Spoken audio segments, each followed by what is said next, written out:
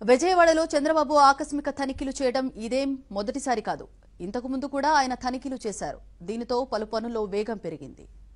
చంద్రబాబు 2 గంటలుగా విజయవాడ ఆకస్మిక తనిఖీలు చేస్తున్నారు. ప్రస్తుతం మనం సింగనగర్ లో ఉన్నటువంటి వాంబే కాలనీ డంపింగ్ యార్డ్, అట్లానే నివాసాలకు సంబంధించి ఏవైతే వాంబే కాలనీకి సంబంధించినటువంటి నివాసాలు కొత్తగా నిర్మిస్తున్నారో వాటి పనులను ముఖ్యమంత్రి పరిశీలించడానికి వచ్చారు. ప్రస్తుతం ఇక్కడ ఉన్న పరిస్థితి డంపింగ్ యార్డ్ సంబంధించి చూస్తున్న విజువల్స్ లో దాంతో పాటు ప్రస్తుతం ముఖ్యమంత్రి ఎక్కడం జరిగింది. ఇక్కడ మొత్తం ఈ రోజు ఉదయం నుంచి కూడా దాదాపు 8 గంటలకే ముఖ్యమంత్రి తన నివాసం నుంచి బయలుదేరారు.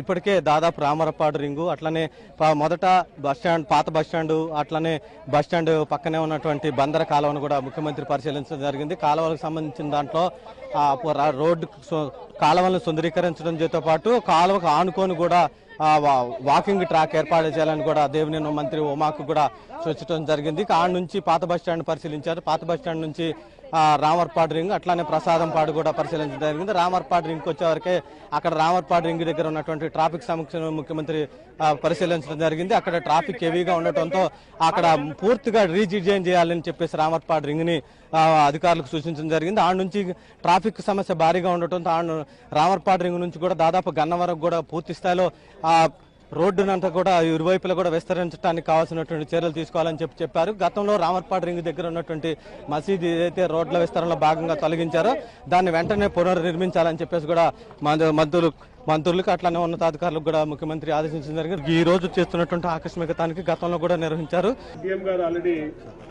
అందరికీ చేస్తున్నారు, మాకు కూడా సహాయం చేస్తే మేమందరం ఆయన పేరు చెప్పుకుంటాం. ఆయన ఇచ్చిన కాలనీ ఇది, ఆయన ఇచ్చిన ఇల్లే అని చెప్తున్నాం. వాళ్ళకప్పుడు ల్యాండ్ ఇవ్వాలంటే డబ్బులు కట్టేశారా? ల్యాండ్ ఏమి ఇవ్వాల్సిన అవసరం లేదు సార్, డబ్బులు కూడా కట్టేశారు సార్, డబ్బులు కూడా కట్టేశారు. ఏం ప్రాబ్లం లేదు సార్. మనకి గవర్నమెంట్ కి 0 financial burden sir, just only రెగ్యులరేషన్. GO 388 ఎలా ఇచ్చామో దీనికి ఒక పని చేస్తారమ్మా. నేను జీవో ఇచ్చేసి ఇమ్మీడియట్ గా కలెక్టర్ కి ఎన్యూమరేట్ చేయమంటాం.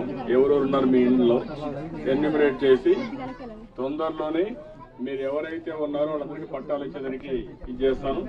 దానివల్ల మీకు అందరికీ శాశ్వతంగా సమస్య పరిష్కారం అయిపోతుంది. తొందరగా చేయమంటాం. మీకు అప్పుడు ఇబ్బంది ఉండదు. మీరు కూడా ఎన్నో సంవత్సరాల నుంచి ఉన్నారు కాబట్టి ఆ ఇల్లు మీ సొంతం అవుతుంది. మీకు కూడా ఇబ్బంది లేకుండా హ్యాపీ. ఎంతమంది మొత్తం ఒక 1000-2000 మంది ఉంటారా? ఓకే, ఎంతమంది ఉన్నా పర్లేదు, అందరికి ఇచ్చేసేయాలి. ఇప్పిస్తాను. వాళ్ళకు నెంబర్ ఒకటి ఇచ్చి ఎక్కడ కానీ ఎవరైనా రౌడీలు చేస్తే మాత్రం రూత్లెస్ గా ఉండాలి. మీ ఊళ్ళో కూడా అందరికీ చెప్పుకోవాలమ్మా. మీరు ఎవరు రౌడీలు చేయడానికి వీల్లేదు. రౌడీలు చేస్తే మాత్రం జైలుకు పోతారు. అవసరమైతే విజయవాడ నుంచి బయట మళ్ళీ రారు ఇక్కడికి. అది కూడా చెప్తాను, బయట పంపించేస్తాను. రాష్ట్రంలో ఉంటారు మళ్ళీ.